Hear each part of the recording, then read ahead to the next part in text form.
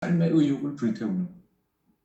독일군이 와서 가스실로 데려가려고 하다가 그 사람은 얼굴이 너무 싱싱하니까 죽이기가 아까워서 자꾸 뒤로 밀리다가 결국은 유대인 포로 수용소에서 살아남는 사람이 되었던 거죠. 그런 사람을 옆에서 정신과 의사인 빅터 프랭클은 보면서 그런 생각을 합니다.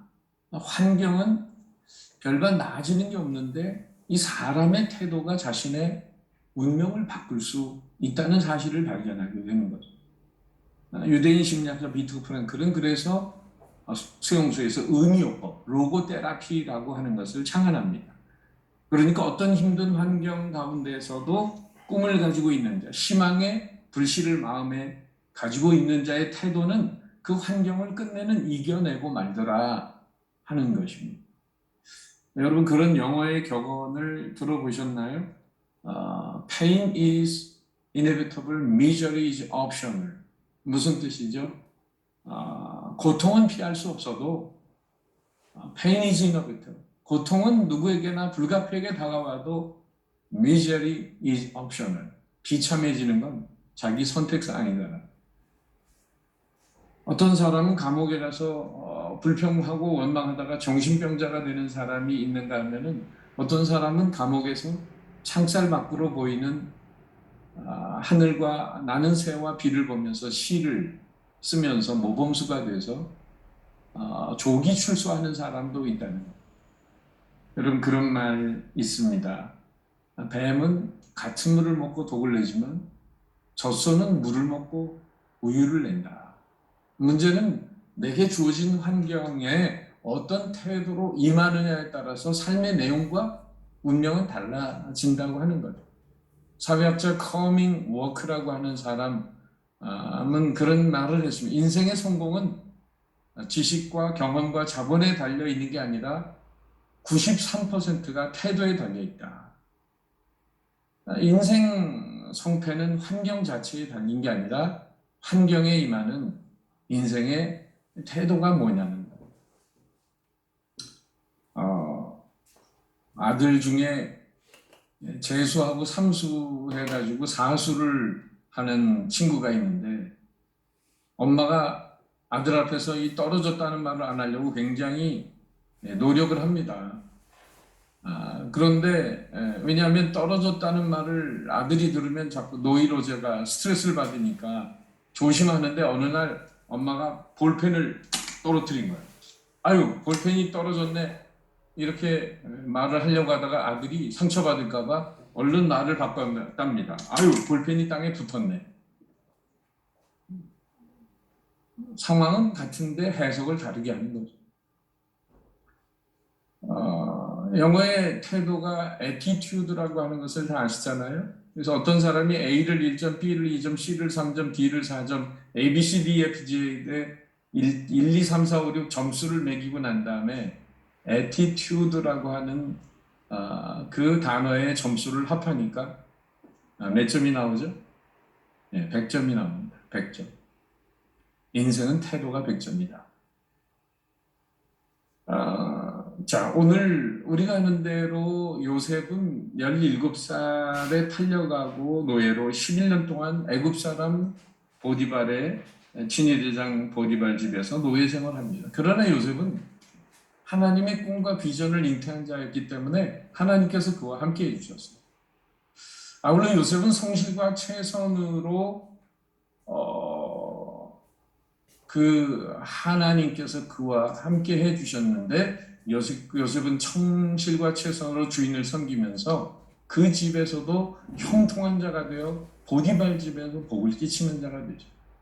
그래서 주인 보디발에게 인정을 받아서 그 집의 모든 일을 맡아서 가정 총무가 되는데 우리가 아는 대로 호사다마라고 보디발 아내의 유혹을 받아서 그걸 뿌리치다가 감옥행 신세가 되고 말죠. 여인들 참 무섭습니다. 보디발 아내가 요셉에게 거절당한 후에 그녀의 사랑은 미움과 분노와 보복으로 바뀝니다. 윌리엄 컨그리브라고 하는 사람은 이런 얘기를 했어요. 미움으로 변한 사랑만한 사나움이 하늘에는 없고 무시당한 여자의 분노만한 격분이 지옥에는 없네. 진정 요셉의 외투를 손에 쥔 보디발 아내의 분노와 보디발의 분노는 요셉을 감옥에 던지기에 충분했죠. 요셉은 첫 번째 채색옷도 배다른 형제들 때문에 잃어버렸지만은 그가 그가 입던 외투도 보디발 아내에게 빼앗겨 버렸어요.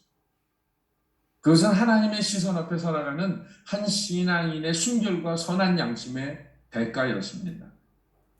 그러나 잊지 말 것은 진정한 인생의 성공과 승리는 내게 주어진 환경과 현실 자체에 있는 게 아니라 그 환경에 임하는 태도에 달려있다는 사실이기에 제가 코로나가 2년이나 되면서 우리 선교사님들도 얼마나 많이 힘드셨겠어요.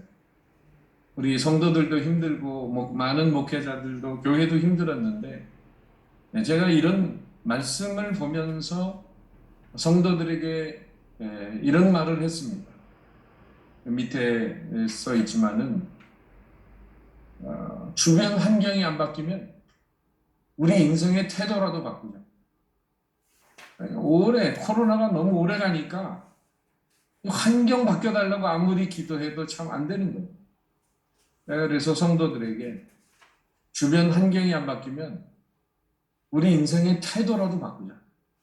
태도를 바꾸면 하나님이 역사하신다. 그런 얘기를 했는데요. 자, 여러분, 요셉은 정말 이렇게 감옥에 내려가지만은 그러나 그것이 애굽의 총리가 되는 필수 과정이었잖아요. 그 배후에 누가 계십니까? 하나님이 계시죠. 오늘도 믿음의 사람들이 당하는 시련의 배후에는 멈추지 않는 하나님의 손길이 있습니다. 그것이 요셉이 가야 할 감옥을 정하신 분은 하나님이시죠. 이 감옥은 왕의 죄수들을 가두는 곳입니다. 보디발은 바로 왕의 친위대장이기 때문에 바로 그 집에 있는 감옥은 정치범 수용소들입니다. 근데 요셉이 그 감옥에 들어가 있는데 바로 거기에서 만나는 사람을 통해서 술 맡은 관원, 떡 굽는 관원을 통해서 애굽의 총리가 되는 길이 열리는 거죠.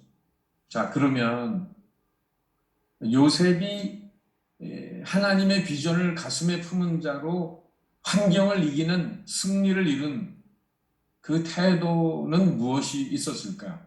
제가 생각한 건 네 가지입니다. 첫 번째가 마음의 태도예요. 보디발 집에서 노예 생활할 때도 그랬지만은 사실 몸은 노예인데 마음은 노예가 아니었어요. 지난 날을 생각하면 복장이 터질 노릇이죠. 아버지의 특별한 상을 받았던 요셉, 형님들의 시기와 질투 때문에 비참해지죠. 노예 생활합니다. 그러나 그는 애굽의 노예 생활하면서도 몸은 노예지만 마음은 자유했어요. 미움을 받았지만 그는 누구도 미워하지 않았어요. 있을 수 없는 과거로 인해 한이 맺히지만 한의 노예가 되지 않았어요. 날씨로 말하면 먹구름인데 그의 마음의 날씨는 햇빛이었습니다. 억울하고 분하고 원통해서 아무 일도 할 수 없을 만한 상황인데도 요셉의 마음속에는 평안함이 있었습니다. 그 누구도 원망하지 않았어요. 미국의 고든 맥도날드라는 목사님 아시죠?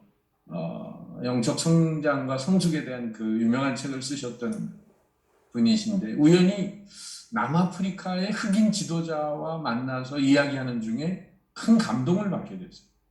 그 젊은 지도자에 대한 역사에 대한 해박한 지식과 분명한 정치 철학, 관용과 헌신의 자세, 그리고 부드러움과 평온함이 가슴에 그대로 밀려왔기 때문에 도대체 이 젊은 지도자가 어디서 이런 걸 배웠을까 궁금하게 생각한 고든 목사님은 아마도 이 친구는 엘리트 교육을 하버드나 옥스퍼드나 소르본느 같은 세계 인류 대학에서 공부했을 것이다 라고 생각하고 질문을 했어요. 도대체 어디서 훈련 받았습니까? 그는 이렇게 대답했습니다. 저는 로벤섬에서 훈련을 받았습니다. 로벤섬이라고 하면 백인들이 흑인 지도자들을 납치하다가 중노동을 시키는 악명 높은 섬이거든요. 아시는 대로 넬슨 맨델라가 20년이 넘도록 수용돼 있던 바로 그 섬이 로벤 섬입니다. 거기서 5년 동안 감옥 생활을 했다는 거예요. 그럼 거기서 어떤 훈련을 받았습니까? 고든 목사님이 물었는데 그는 이렇게, 흑인 지도자는 이렇게 말합니다. 낮에는 강제 노동에 시달리고 감시의 총구리에 가슴을 떨며 인격은 박탈당하고 채찍을 맞았습니다. 죽음과 같은 낮이 지나면 밤에 우리들은 모여서 흑인들의 꿈과 역사를 배우고 존경받는 어른들로부터 인류애와 동족애를 배우고 정치의 목적과 헌신이 무엇이며 사랑의 필요성에 대해서 배웠습니다. 그 중에서 가장 귀한 교육은 무엇이었나요? 라고 물었을 때 그 흑인 지도자는 용서를 배웠습니다. 처음에 백인은 다 잡아 죽여버리고 싶었습니다. 그러나 미워하면 미워할수록 한없이 내 자신이 무력해지는 것을 깨달았고 분노와 원망을 가지고 있는 한 근본적인 해결이 없다는 걸 배웠습니다. 또한 하나님 앞에 맡기는 훈련을 했습니다.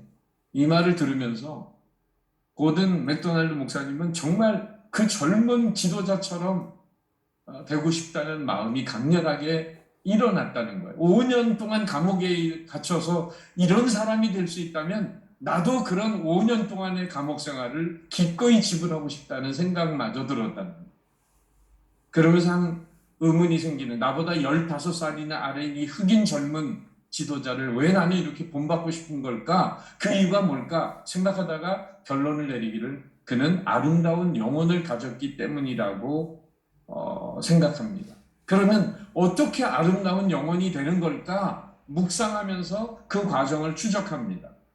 막다른 골목에 놓여지고 아무 희망이 없는 현장 속에서 그는 처음에 절규하고 분노하고 했겠지. 이렇게 첫째는 탄식하는 영혼의 단계가 있고, 그 다음에 흑암 속에서 자기 자신을 정직하게 바라보게 되고 자기를 둘러싸이는 수많은 껍질이 깨어지면서 깨어지는 문틈으로 은혜의 와 자비의 햇빛이 영혼 속으로 흘러 들어왔겠지. 바로 두 번째, 깨어지는 영혼의 단계가 있었을 것이고, 세 번째, 그 새로운 빛에 의해 과거의 새로운 마음, 생각의 찢기들, 그런 것들이 물러나고 더 높고 신선하고 새로운 것으로 채워졌겠지. 세 번째, 채워지는 영혼의 단계가 있었을 것이고, 그 다음 이제는 더 높고 깊게, 네 번째, 모든 것을 사랑으로 바라보게 되고 용서하고 헌신하는 아름다운 영혼의 단계가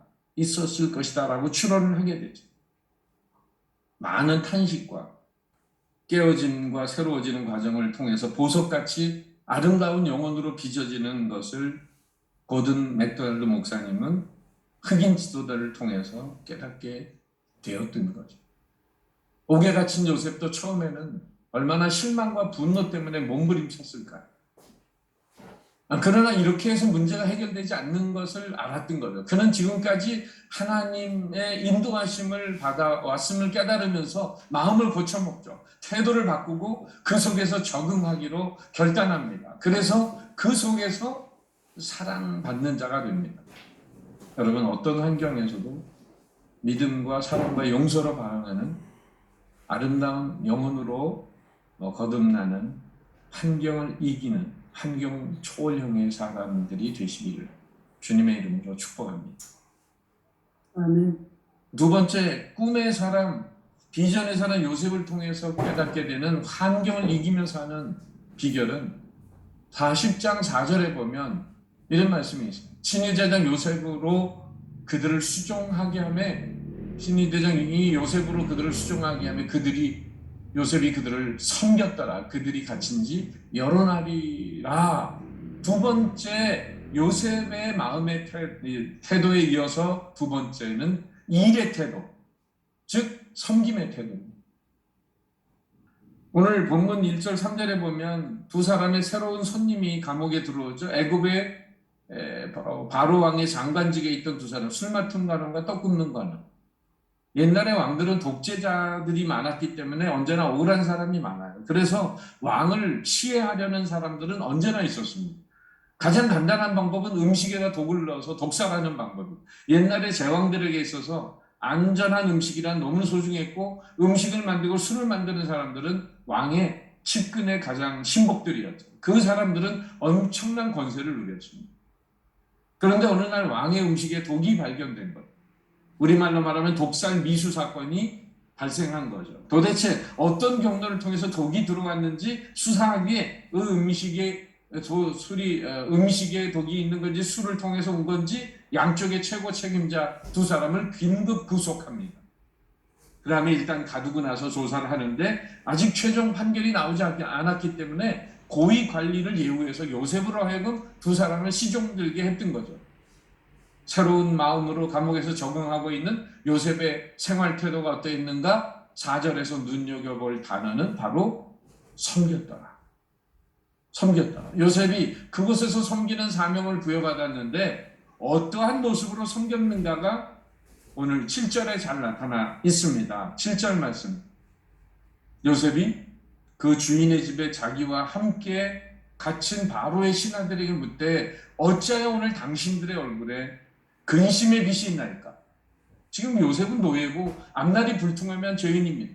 내 코가 석자여 남 생각할 여유가 없는 사람입니다. 적어도 이 사람들은 장관급이요 출세한 사람들이에요. 누가 지금 누구를 걱정해야 됩니까? 그리고 그들에게 근심이 있으면 있는 거지 나하고 무슨 상관이 있습니까? 요셉은 그러나 그렇지 않았습니다. 자기가 섬기는 사람들의 얼굴빛의 예민한 변화에도 주의를 기울입니다.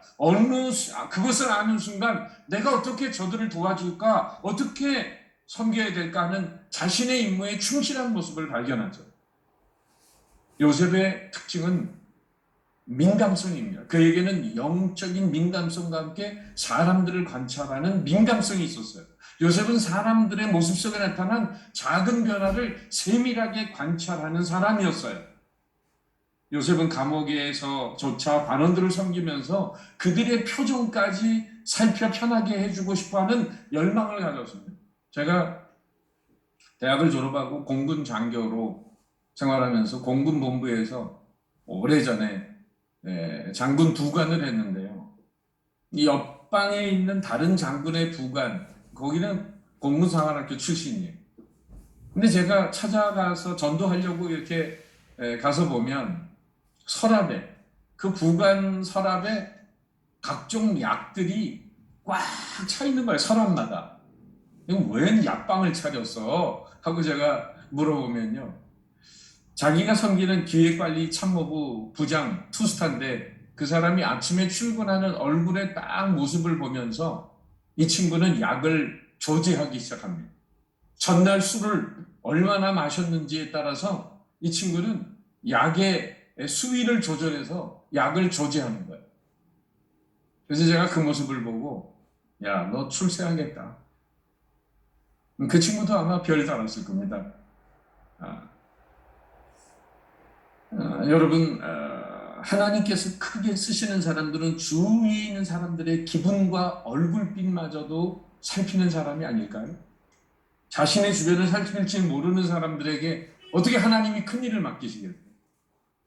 다른 사람이 알아챌 수 없는 얼굴의 근심과 내면의 어두움을 요셉은 감지합니다. 진정 작은 것 하나도 간과하지 않았던 충성된 섬김의 사람이었어요. 사실 이처럼 관원들의 얼굴빛마저 살핀 세심한 배려가 그들의 꿈을 해몽하는 결과를 낳게 되고 훗날 바로왕의 꿈을 해몽함으로 애굽의 총리에 이른다는 사실은 뭘 말해주죠?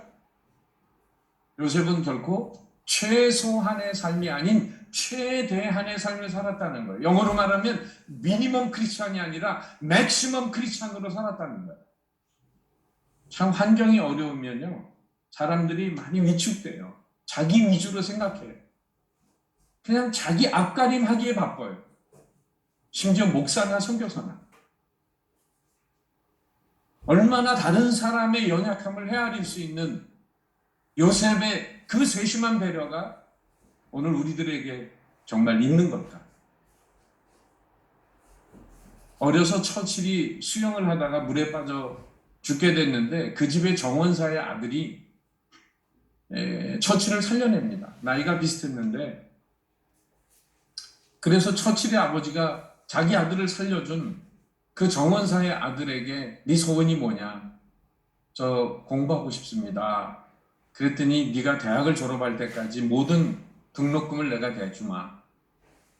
그래서 그 처칠의 집의 정원사의 아들이 처칠 아버지의 도움을 받아서 공부를 열심히 합니다. 그 사람이 누가 되냐면 의대를 졸업하고 바로 페니실린을 발명한 알렉산더 플레밍이라는 사람이에요. 처칠도 열심히 공부를 해서 정치가가 되고 수상이 되죠. 이란의 수상 일대에 그가 외교 차원에서 가 있었는데 이란에서 폐렴에 걸려가지고 죽을 위기에 처해 있어요. 그런데 어려서 처칠을 살려준 이 알렉산더 플레밍이 또 한 번 수상이 된 자기의 친구인 이 처칠을 살려내기 위해서 이란으로 페니실린을 가지고 달려갑니다. 처칠의 생명을 2번 살린 거예요. 그런데 그것이 바로 처칠도 그렇고 플레밍도 그렇고 서로를 살려내는 아름다운 관계가 되었던 거죠. 톨스토이는 인생에 중요한 3가지가 있다. 가장 중요한 시간은 지금입니다. 가장 중요한 사람은 지금 내가 만나고 있는 사람입니다. 가장 중요한 일은 내가 지금 만나고 있는 그 사람에게 최선을 다하는 거죠. 주님의 말씀으로 대답하면 지극히 작은 자에게 충성된 자는 큰 것에도 충성된다. 지극히 작은 것에 불의한 자는 큰 것에도 불의한. 여러분 요셉처럼 내 근처에 있는 사람의 얼굴에 세심한 근심의 빛까지 헤아릴 수 있는 작은 것에도 충성함으로 큰 것을 맡으시는 놀라운 역사가 있으시기를 축복합니다. 3번째, 요셉이 환경을 이겨내는 삶의 태도는 언제나 어디서나 하나님께 영광을 돌려드리고자 하는 신앙의 태도, 믿음의 태도였습니다. 요셉이 관원들의 얼굴에 근심이 비시는 것도 살피면서 도우려고 하니까 그 섬김에 감동이 돼서 2 사람이 대답을 합니다. 우리가 꿈을 꿨는데 무슨 징조가 있는지 해석할 길이 없구나. 그때 요셉이 하는 말을 보세요. 그들이 그에게 이르되 우리가 꿈을 꿔서나 이를 해석할 자가 없도다. 요셉이 그들에게 이르되 해석은 하나님께 있지 아니하니까 청하건대 내게 이르소서. 요셉의 눈여겨볼 말은 뭐죠? 해석은 하나님께 있습니다. 요셉은 언제 어디서나 하나님을 기억합니다. 하나님을 모르는 사람에게 하나님을 전합니다. 다시 말하면 자기의 능력과 최선을 다해서 일하면서도 하나님을 기억하고 하나님을 전하는 삶을 살아가고 있는 거죠. 그 꿈 이야기를 듣고 요셉은 꿈을 해석합니다. 한 사람은 3일 후에 복권이 돼서 출세의 가도를 달릴 거고 한 사람은 사형을 당해 죽을 것이다. 술 맡은 간원이 3일 만에 복직된다는 것은 너무 좋은 꿈의 해몽이지만 떡 굽는 간원이 3일 만에 나무에 매달려 죽는다는 건 정말 나쁜 해몽이죠. 그러나 요셉은 가감하지 않고 그대로 전합니다. 어디서나 하나님 보여주신 것이면 그대로 가감하지 않고 전하는 요셉의 충실한 하나님의 대변자의 역할을 하는 모습을 볼 수 있습니다. 어떤 주부가 결혼 생활에 회의를 가지기 시작했어요. 여자로 태어나서 밤낮 빨래나 하고 밥이나 하고 설거지나 하는 일이 반복되니까 도대체 나는 누구인가? 위기를 느낀 그녀는 매일 성경 구절을 싱크대 앞에 붙여놓고 암송했습니다. 왜? 설거지보다 성경 구절을 암송하는 것이 영적인 일이라고 믿었기 때문에. 며칠이 지난 어느 성경 구절이 이런 말씀이 암송하게 됐어요. 그런즉 너희가 먹든지 마시든지 뭘 하든지 다 하나님의 영광을 위하여. 설거지하면서도 그 말씀을 읽는 순간 그녀는 깨달았어요. 비록 설거지를 할지라도 내가 하나님의 영광을 위해서 한다면 회의를 느낄 필요가 없다는 것. 밥을 하고 빨래하고 아이를 키우는 일도 마찬가지였습니다. 그녀에게는 하나님을 향한 목적이 생겼고 그렇게 마음을 먹으니까 매일 반복하는 일도 하나님의 영광을 위해서 그렇게 소중한 일이 되더라. 우리는 영적이라는 것에 편견을 가지고 있습니다. 기도하고 말씀 보고 귀신 쫓고 예언하고 신비한 것을 보는 것만 영적이라고 생각하기 쉬운 거예요. 하나님의 영광을 위해 하는 일은 모든 일이 다 영적인 것입니다. 먹는 거, 마시는 거, 잠자는 거, 일하는 거, 목적이 하나님의 영광을 위해 하는 것이라면 다 분명히 영적인 거죠. 그러므로 뭘 하느냐가 중요한 게 아니라 어떤 목적으로 그것을 하느냐가 더 중요한 거죠. 요셉이 말하는 대로 해석은 하나님께 있지 아니합니까? 다윗이 골리앗을 물리치러 나갈 때 했던 표현과 흡사하지 않아요? 전쟁은 여호와께 속한 것인지 그가 너희를 우리 손에 넘기시니. 이기고지는 건 하나님 손 안에 달려 있습니다. 인간의 능력에 달려 있는 게 아니라 하나님의 능력에 달려 있음을 고백하고 증거하죠. 요셉은 두 가난의 꿈을 회복하면서도 자신의 능력을 과시하지 않고 자신이 믿는 하나님의 어떤 분임을 증거하면서 하나님께만 영광을 돌립니다. 이 같은 믿음의 태도, 환경은 바뀌지 않았는데 이 같은 믿음의 태도는 하나님을 감동하게 하면서 옥문이 열리는 열쇠가 되고 있는 거죠. 마지막 한 가지, 요셉이 환경을 이기는 태도는 네 번째, 시간의 태도, 기다림의 태도였어요. 술 맡은 관원장에게 자기 앞길을 부탁하는 말이 저 뒤에 14절, 15절에 나옵니다. 당신이 잘 되시거든. 나를 생각하고 내게 은혜를 베풀어서 내 사정을 바르게 하려 이 집에서 나를 건져주소서. 나는 히브리 땅에서 끌려온 자여 여기서도 옥에 갇힐 일은 행하지 아니하였나이다. 사실 이 말은 요셉이 하나님 대신 사람을 의지하는 것처럼 보이지만 그렇지 않습니다. 요셉은 하나님께서 사람을 통해서 당신의 일을 하신다는 사실을 믿었습니다. 그래서 술 맡은 관원장에게 부탁을 했어요. 그런데 그 결과는 어떻게 됐죠?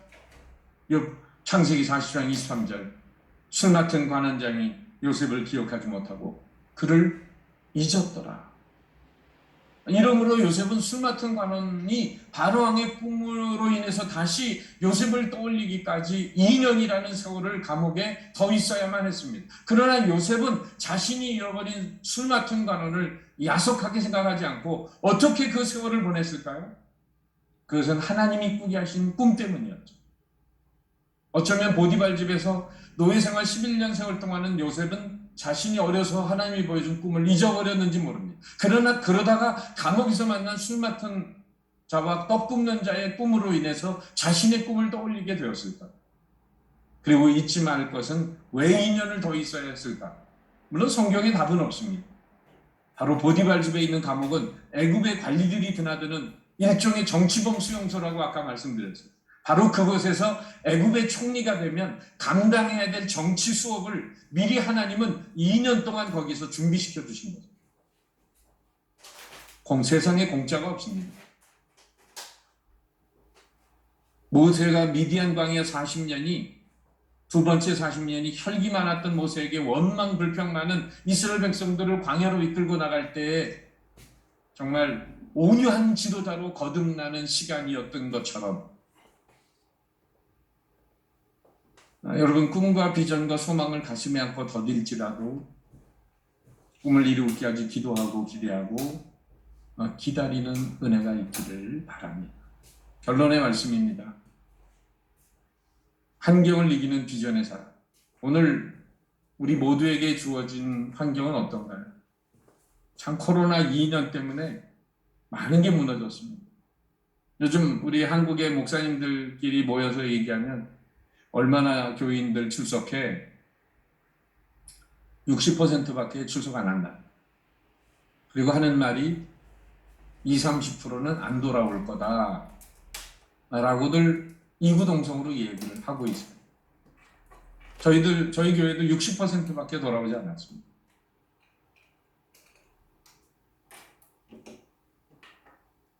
나는 그렇지만 환경에 어떻게 반응하며 살아? 승승장구하며 산다면 하나님께 영광을 돌려야 되겠죠. 그러나 감옥같이 어려운 일, 분노할 일, 원망할 일, 옥죄는 일이 있다면 감옥 속에 있는 요셉을 우리는 묵상할 필요가 있습니다. 환경이 바뀌기를 기도하지 말고 문제가 한순간에 사라질 것을 기도하지 말고 문제는 내가 바뀌어야죠. 내 삶의 태도가 바뀌어야 돼요. 제가 아까 우리 성도들에게 코로나 2년 동안 환경이 안 바뀌는데, 환경이 안 바뀌면 우리 인생의 태도라도 바꾸자. 내 태도가 달라지면 하나님이 역사하신다. 그래서 오늘 네 가지, 요셉처럼 원망과 분노 대신에 믿음과 사랑과 용서로 반응하는 태도, 옆 사람의 얼굴빛에도 관심 가질 만큼 작은 일에도 충성하는 섬김의 태도, 어디서나 무엇을 하든 하나님의 이름을 드러내는 믿음의 태도, 하나님의 때를 기다리는 인내와 기다림의 태도. 이렇게 살아갈 때 옥문이 열릴 뿐만 아니라 잃어버렸던 채색옷과 보디발 아내에게 빼앗겼던 외투와 감옥에서 입었던 죄수의 옷 대신에 애굽의 총리가 돼서 세마포 옷을 입는 은혜가 우리 모두에게 다가올 줄 믿습니다. 기도하겠습니다. 사랑의 주님, 환경을 이기는 인생의 승리는 주어진 환경 자체에 달려있는 게 아니라 환경이 많은 인생의 태도에 달려있음을 깨닫게 해주셔서 감사합니다. 어려운 삶의 현실 가운데서도 애굽의 총리의 자리에 이르러 열방의 복을 끼치는 형통한 자가 된 요셉처럼 저희들도 힘들고 억울하고 어려운 환경 가운데서도 요셉과 같은 마음의 태도와 섬김의 태도와 믿음의 태도와 기다림의 태도를 가지고 환경을 이기는 비전의 사람이 되게 하여 주옵소서. 그러나 아무리 인간이 올바른 삶의 태도를 가지고 살아도 요셉의 삶을 범사에 형통케 하신 하나님의 은혜가 있어야 할 줄 믿습니다. 하나님의 은총과 인간의 최선이 만날 때 형통함이 이루어지는 줄 믿사오니 어떤 삶의 현실 속에서도 주님의 영광만을 드러내고 복을 끼치는 인생의 승리자들이 되게 하여 주옵소서.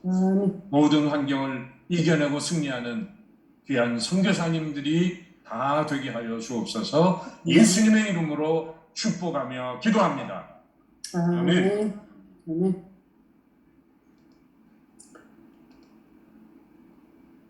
이 시간 우리 오늘의 말씀과 세상 중에 중요한 기도 제목으로 우리 김인효 선생님 합심기도 인도해 주시겠습니다. 네, 감사합니다. 오늘도 귀한 강사님을 통해서 우리 주신 하나님의 말씀 저희들이 다시 함께 보도록 하겠습니다. 오늘 그 말씀 기도 제목 채팅창에 지금 떼워져 있습니다. 요셉이 성실하게 최선을 다하여 주인을 섬기면서 보디발 집과 애굽을 형통하게 하는 삶을 사는 것과 같이 우리가 맞이하는 환경에 임하는 태도가 항상 하나님의 시선 앞에서 서는 자가 되어 하나님께서 역사하시고 동행하는 삶이 되어 가정과 공동체의 축복의 통로자가 되게 하여 주시옵소서. 자연의 날씨는 먹구름과 같고 이 세상은 흑암과 같고 탄식과 깨어짐으로 고통의 소리가 들려온다 하여도 우리의 마음에 하나님을 향한 믿음과 사랑, 용서로 가득 채워서 세상에 하나님의 빛난 영광을 비추는 삶을 살아가게 하여 주시옵소서. 주님, 우리와 동행하고 우리에게 맡겨주신 지극히 작은 사람들과 작은 일에 대하여 하나님의 마음과 사랑 안에서 충성하여 주의 나라와 의를 더 많이 확장하는 주의 제자들 되게 하시고 모든 것을 하나님께 맡기고 오직 하나님께만 영광을 돌렸던 요셉처럼 우리들의 모든 상황과 환경을 주님께 맡기는 하루가 되기를 소원합니다. 주님, 우리가 무엇을 먹든지 마시든지 우리의 삶의 목적이 하나님의 영광이 되도록 충성하게 하시고 문제가 바뀌길 기도하지 말고 나 자신의 태도를 먼저 바꾸게 하시고 작은 일에도 충성하는 믿음의 사람이 되게 하셔서 어디에서나 무엇을 하든지 하나님의 이름을 높이며 하나님의 때를 기다리는 오래 참음과 믿음 안에서 하나님의 부르심의 뜻을 이루는 삶이 될 수 있도록 하나님 우리에게 은총을 베풀어 주시옵소서. 네 가지의 기도 제목 채팅창에 올려드렸습니다. 그리고 우리가 기도해야 될 많은 또 우리 선교사님들 또 우리 나라와 민족을 위해서 특별히 이번 수요일 우리가 국회에 들어가서 우리 새순중 70여 명의 선교사님들이 저희들이 기도회를 가지고 예배를 드릴 때 놀라운 하나님의 역사가 또 우리 가운데 임할 수 있도록 이 시간 다 같이 소리 켜시고 여러분들 주님 부르고 한번 합심해서 기도하도록 하겠습니다. 주님 부르고 기도합니다. 주여 은혜를 베풀어 주시옵소서. 오늘도 이 아침에 우리 귀한 기도의 제목들을 주시고 아름다운 하나님의 은혜들을 베푸시니 참담합니다. 은혜를 베푸셔서 역사하시고 구해 주시기를 간절히 아버지 하나님 도와주셔서 오늘 하나님 정신을 바라보게 하시고 당신 하나님 주시기를 간절히 소원합니다. 이 아침에 우리에게 주신 그 말씀을 가지고 우리가 다시 한 번 더 나아가기를 간절히 소원합니다.